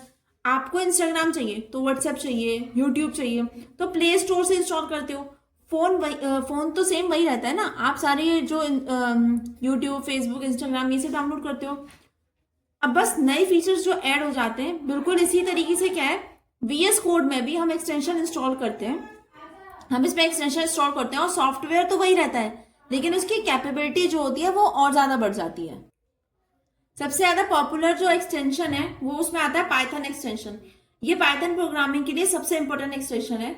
ये क्या प्रोवाइड करता है, ये प्रोवाइड करता है आपको सेंटेक्स हाईलाइट, ठीक है, डीबगिंग, एरर डिटेक्शन के लिए, तो ये सब इसमें आता है। जुपिटर एक्सटेंशन की बात करें तो इसके थ्रू हम नोटबुक या फाइल्स डायरेक्ट VS कोड में रन कर सकते हैं। मैं गिटहब एक्सटेंशन की बात करूं तो ये क्या करता है, ये प्रोग्रामर को गिटहब के साथ कनेक्ट करता है। जैसे कि आप प्रोजेक्ट अपलोड करना है, उसे डाउनलोड करना है और टीम के साथ काम करना इजी हो जाता है इसमें, ठीक है। नेक्स्ट आपका डॉकर एक्सटेंशन, ये मेनली एडवांस डेवलपर यूज करते हैं डॉकर वाला। कोड रनर क्या है, हर बार टर्मिनल में कमांड लिखने की जरूरत नहीं पड़ती है, एक क्लिक में आप प्रोग्राम को रन कर सकते हो। लाइव सर्वर है, जैसे ये वेब डेवलपमेंट में यूज होता है, HTML CSS प्रोजेक्ट को ब्राउजर में इंस्टेंटली ओपन करना, ठीक है। मैं इसकी एडवांटेजेस की बात करूं, न्यू फीचर्स इजीली ऐड होते हैं, सपोर्ट डिफरेंट प्रोग्रामिंग लैंग्वेजेस को सपोर्ट करता है, VS कोड को बहुत ही हाईली कस्टमाइजेबल बना देता है। अब है VS कोड के एडवांटेजेस। सबसे पहला एडवांटेज है कि फ्री और ओपन सोर्स है, मैं पहले ही बता चुकी हूँ। फ्री मतलब इसको इंस्टॉल करने के लिए आपको किसी भी तरीके की कोई पेमेंट नहीं करनी पड़ती है, ये फ्री में अवेलेबल है। और ओपन सोर्स का मतलब है कि इसका जो सोर्स कोड डेवलपर के लिए अवेलेबल होता है, डेवलपर दुनिया भर से इसके नए नए फीचर्स ऐड कर सकते हैं हम, ठीक है। इसमें बहुत सारे फीचर्स होते हैं, ओपन सोर्स है। फास्ट परफॉर्मेंस है, जल्दी हमें क्या देता है, ये डाटा जल्दी दे देता है, ये जल्दी ओपन हो जाता है, प्रोग्राम भी जल्दी एग्जीक्यूट करता है, और बहुत सारी जो लार्ज फाइल्स होती हैं उनको बहुत अच्छे से मेंटेन और स्मूथली उसको मेंटेन करके रखता है।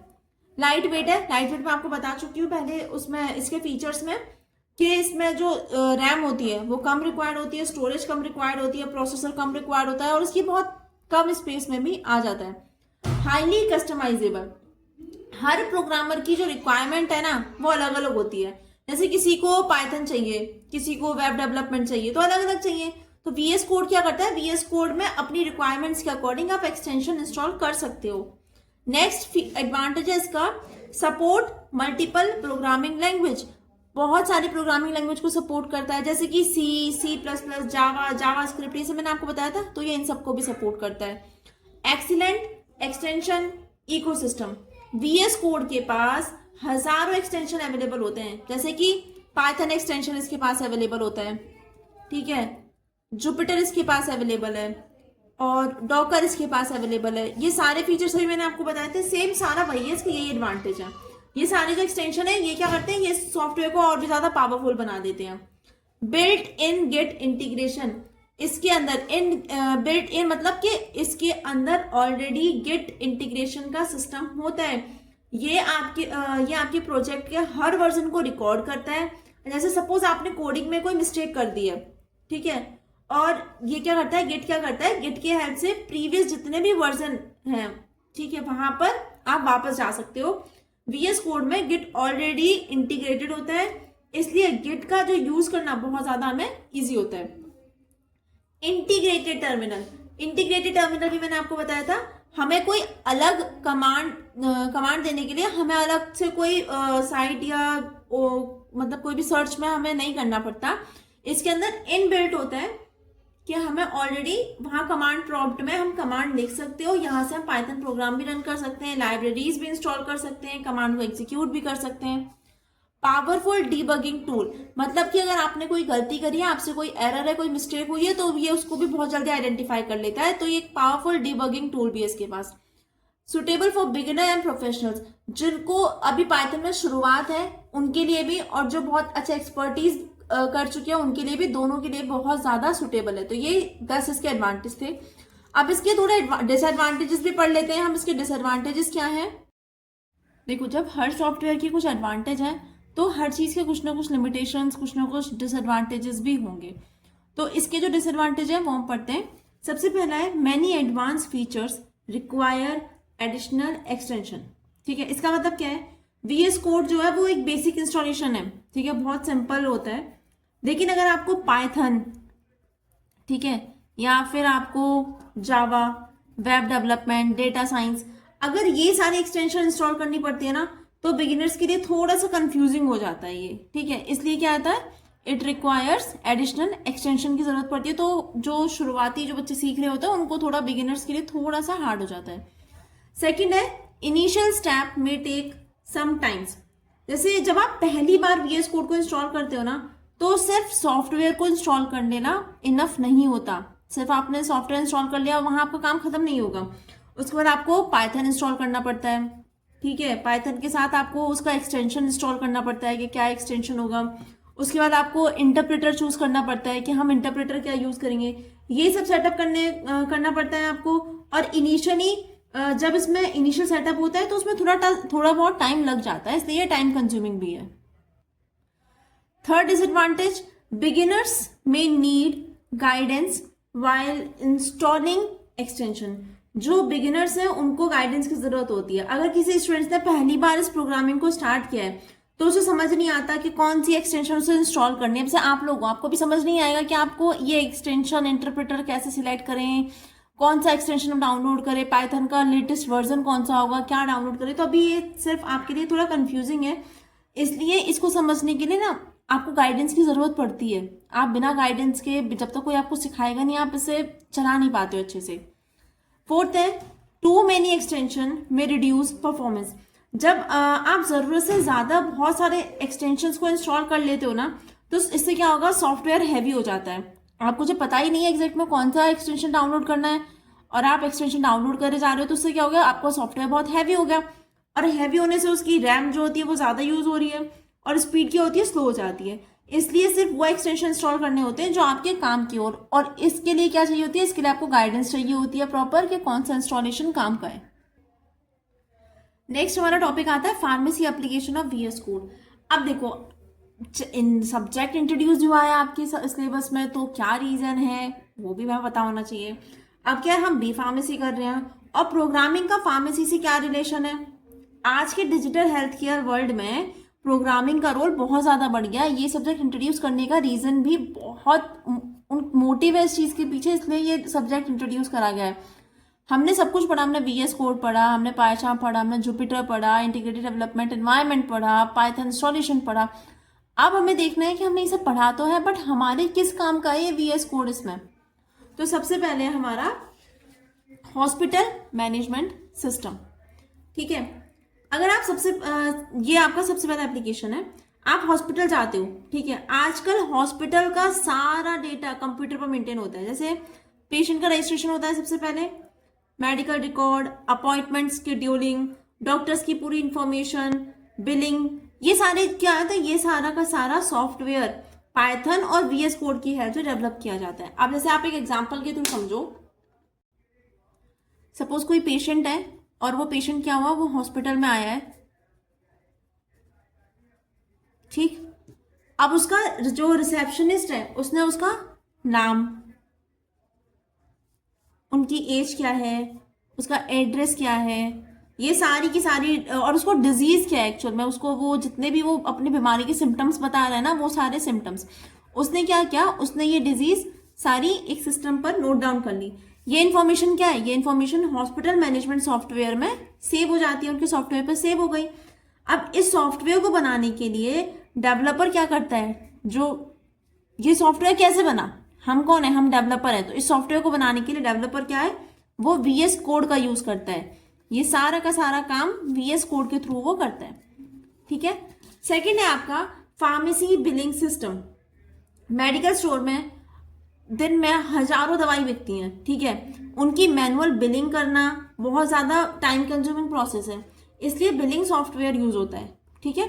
जैसे कि मेडिसिन की बिलिंग, उसका इनवॉइस जनरेशन, ठीक है, कस्टमर का रिकॉर्ड, ये सब मेंटेन किए जाते हैं। एग्जाम्पल सपोज आप समझो, कस्टमर ने पैरासीटामोल, ठीक है, कोई भी कस्टमर आया, उसने पैरासीटामोल या फिर विटामिन टैबलेट खरीदी, उसने पैरासीटामोल विटामिन टैबलेट खरीदी, सॉफ्टवेयर क्या करेगा, सॉफ्टवेयर ऑटोमेटिकली उसका बिल जनरेट कर देगा, उसका जीएसटी कैलकुलेट कर लेगा। ये सारे के सारे काम सॉफ्टवेयर ऑटोमेटिक कर लेता है जब आपके पास फार्मेसी बिलिंग सिस्टम है। थर्ड है आपका drug inventory management. Medical store में मेडिसिन का स्टॉक मैनेज करना बहुत इंपॉर्टेंट होता है, ठीक है। सॉफ्टवेयर की हेल्प से हम स्टॉक मैनेजमेंट कर लेते हैं, बैच ट्रैकिंग कर लेते हैं, एक्सपायरी डेट की मॉनिटरिंग कर लेते हैं। ये सारा का सारा काम क्या है, ये ऑटोमेटिकली हो जाता है। अब मैं आपको एक एग्जांपल देती हूँ। जैसे अगर किसी मेडिसिन की एक्सपायरी नेक्स्ट मंथ है, सपोज नेक्स्ट मंथ है सितंबर, उसकी एक्सपायरी सितंबर में, सॉफ्टवेयर क्या होगा, सॉफ्टवेयर ऑटोमेटिकली नोटिफिकेशन देना शुरू कर देगा, आपको नोटिफिकेशन मिलना शुरू हो जाएगा कि आपकी ये जो पर्टिकुलर पैरासीटामोल की दवाई है ये नियर एक्सपायरी है। अब नियर एक्सपायरी होगी तो क्या होगा, तो हम ये किसी पेशेंट को प्रेफर नहीं करेंगे, पहला पॉइंट। दूसरा, आप नियर एक्सपायरी है तो आप पहले से ही एडवांस में उसका स्टॉक मेंटेन करके रखोगे कि पैरासीटामोल मेरे पास अगले महीने खत्म हो जाएगी, तो मुझे टाइमली इसका ऑर्डर लगाना है और मुझे टाइमली इसका स्टॉक मेंटेन करना है, ठीक। नेक्स्ट है आपका clinical data analysis. Pharmaceutical companies जब न्यू मेडिसिन बनाती है ना, तो उसका क्लिनिकल ट्रायल जरूर करती हैं। अब क्लिनिकल ट्रायल में हजारों पेशेंट्स का डेटा कलेक्ट होता है, ठीक है। पाइथन और वीएस कोड क्या करता है, उसका statistical analysis, clinical trial data processing, report generation, ये सब क्या करता है, ये सब की जाती है क्लिनिकल ट्रायल में। आपको एग्जाम्पल बताऊं उसमें, अगर साइंटिस्ट को देखना है कि मेडिसिन लेने के बाद पेशेंट के ब्लड प्रेशर कितना रिड्यूस होता है, ठीक है, कि उसने ये दवाई ली तो उसका ब्लड प्रेशर कितना रिड्यूस हुआ, पाइथन क्या करता है, पाइथन उस डेटा को एनालाइज करके एक पूरा का पूरा रिपोर्ट बनाकर दे देता है, ठीक है। नेक्स्ट है आपका हेल्थ केयर वेब एप्लीकेशन। आजकल ऑनलाइन हेल्थ केयर बहुत पॉपुलर हो गया, जैसे ऑनलाइन फार्मेसी पोर्टल हो गए, इलेक्ट्रॉनिकल हेल्थ रिकॉर्ड हो गए, टेलीमेडिसिन एप्लीकेशंस हो गई, ऑनलाइन अपॉइंटमेंट बुकिंग होती है।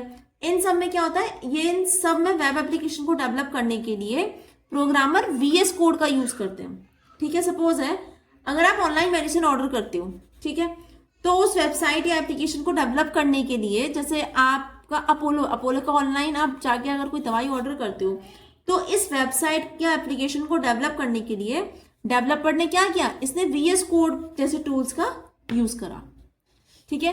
तो यहाँ हमारा ये टॉपिक पूरा VS code, PyCharm, Jupyter, integrated development environment, ये पूरा का पूरा हमारे यहाँ फिनिश होता है।